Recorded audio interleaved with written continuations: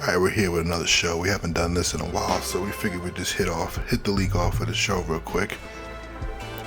We pretty much at the halfway point. The bye week is next week.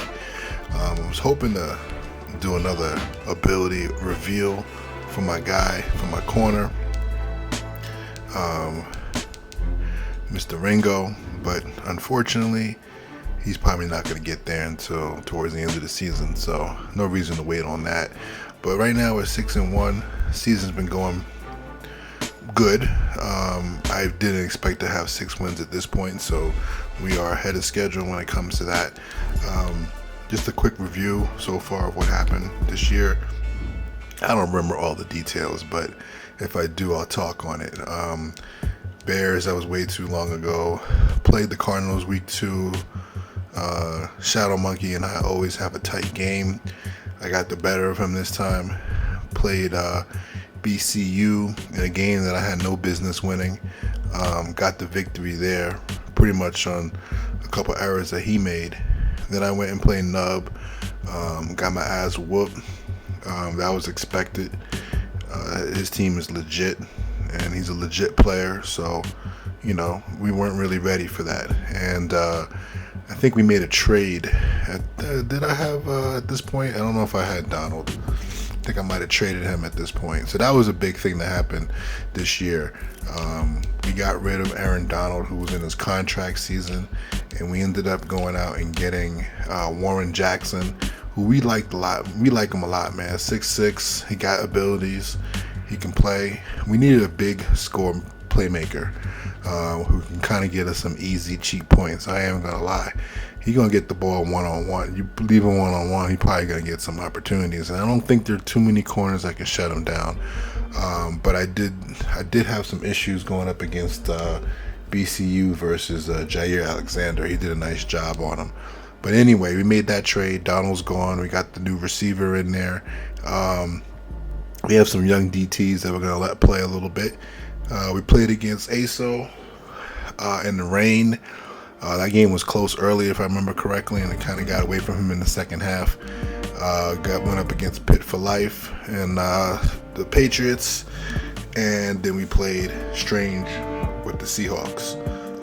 So when I started the year, I was looking at the season, I was looking at these first 5 games, and I really wanted to get at least 3 wins, and we got 4.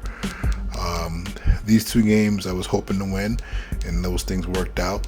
And then now we got Gangsta E with the Jets before my bye week, and the rest of the season's going to be pretty damn tight and pretty damn hard. But I think overall we're doing okay. We're not really spectacular in any one area. Our defense is getting a little bit better. I mean, we have the guys on defense to make plays.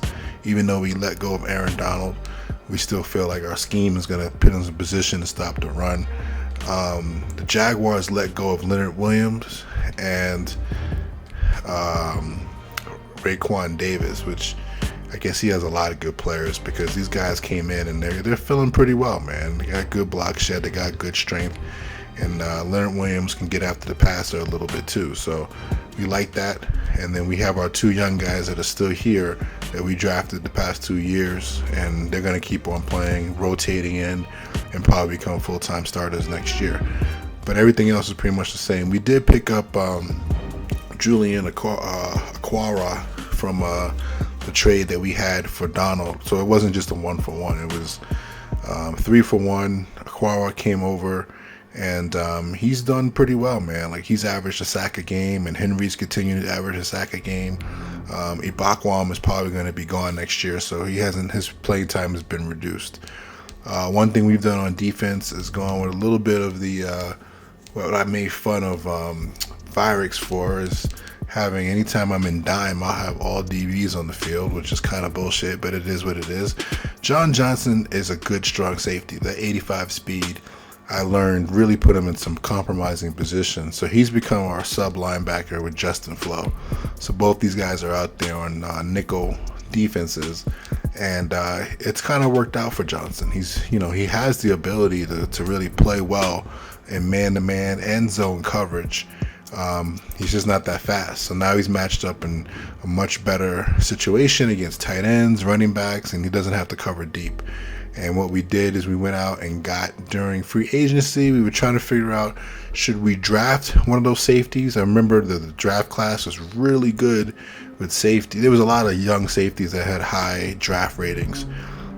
But the one thing I noticed is that their speeds were just really poor. So we went out in free agency. We picked up Marquise Blair, young guy. In real life, I think he's a Seattle player. Has the speed. He has the ability to run around. He can hit hard, and he actually made the game-winning pick against the Packers this year, and I was happy about that. So he comes in on our sub packages. So our defense is looking straight. I think they'll be pretty good, and I think I got to figure out how to use Justin Flo a little bit better, to use that ability when it comes to his inside stuff ability. I got to put him in positions that he can actually use that ability to stop people. On offense, our offense really isn't that much different. It's kind of boring, but it gets the job done. We're trying not to turn the ball over. Our offensive line has grown a little bit. One thing is I noticed, so like Alex Kappa was a guy that Big Bucks cut, all right? So he cut this guy and picked up one of my guys that I had in my practice squad, a young player, who I'm going to see, because he picked him up a long time ago. I'm going to see how much he's actually developed him in the time being. He was a center that was actually going to play for me this year, but what happened was I ended up re-signing my current center, and then I ended up drafting another center. So I didn't really need him so much, but I know Big Bucks took him in that second week, Nick Beans, and moved him over. I think he was a 74, so he might be doing a good job getting him up to a 76. I liked his strength and his run block finesse that fit my scheme pretty well. I just didn't know if his awareness was ever going to be good enough. And then when you're on the inside, you got to go up against power rushers. I was a little bit worried about that. So he was a good role player for me. Big Bucks took him on as a full-time player and let go of Kappa. So to me, I said, well, Kappa's a good player, man. Let's pick him up and let's see what he can do. And as a starter, I think he's definitely better than Nick Beans. He can block better in all the categories we just talked about. He doesn't have the strength or the speed, but he has the awareness. And we're in season 5 of a season, so really there's no reason for me to have to worry about how much he regresses next year. I don't think he's going to regress much at 29 years old. So I'll look to bring him back, and what that did was allow me to let go of. I'm probably be able to let go of Glasgow. He's an older guy, and I've always had Noteboom kind of playing out of position, but he can play interior, and he's probably going to end up starting next year. So instead of me having to worry about drafting a guard next year, I don't have to really worry about it. And I don't know if I would have been able to get Beans ready to go. But we feel good about our offensive line. Not the best. I'm not looking for superstars here. I think our scheme kind of compensates for what we're doing. I think the scheme kind of makes it easier for them to block. You know what I'm saying? I'm not trying to put them in real hard positions. Adam Jones is here. Adam Jones, baseball. Aaron Jones is here. He's a good football player. I need to get him the ball more to see what he can do. To have a 90 running back as your backup is is a luxury, but he's on a 1-year deal, so I want to see if I want to bring him back or not. I'm not sure. And then at the quarterback position, we had multiple draft picks, which we didn't really need.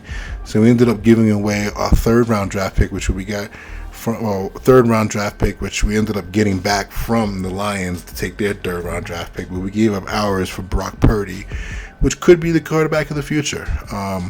Nothing sexy here, man. I'm not looking at, when it comes to development and all that, I'm not looking at all that right now. I'm just looking at a guy to come out there and pretty much play like what I need him to do, which is very minimal work. So, the throw power is better than Jimmy G. The deep accuracy, is not great, but he can throw the ball short and he can move a little bit. This guy might end up taking over for Jimmy G next year, depending on how much he regresses. I like him, don't love him. He is what he is. I'm not sitting here trying to get him development for next year, so that's not my goal.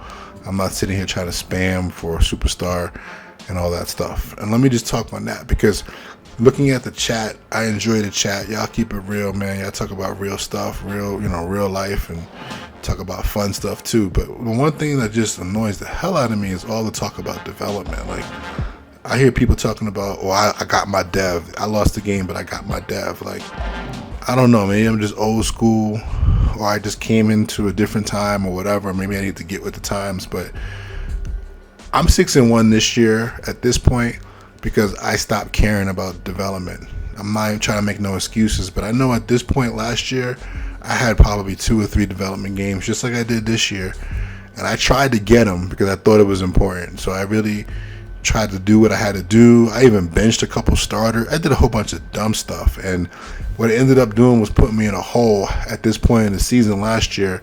And I had to work my ass off and win every game at the end of the year. And I didn't do that. So all that dev talk for somebody who's a mediocre player like me, that ain't about me. I can't do that. You know what I'm saying? Like, I got to just try to win games. I don't care who I'm playing.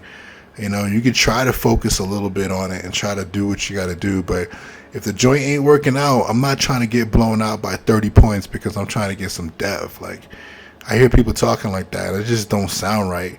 And then on top of it, the guys who are good enough to just get dev and just go out there and ball and get dev and do what they got to do, like, it don't feel right. The games don't look right. I'm watching games and I'm just like, it's just obvious spam. And like, we a sim league to some degree. Like, come on. You know what I'm saying? Like, that's the one thing I don't like about this RPG aspect of the game. I think it can keep some bad players interested, that they can build up a team through spam. That's wonderful. But like, at the end of the day, we football heads and we talking about football and we like football and we respect each other's strategy over anything else at the end of the day. And it's just too much for me. So anyway, I'm trying to say that I think I'm 6-1 because I lost out on 3 dev games this year. I ain't in the chat crying about that. I got my W, you know what I'm saying? I'm not trying to get dev like that, you know? And maybe my team's always going to be at the end of the list when it comes to talent, but I'm just trying to play the game and trying to win.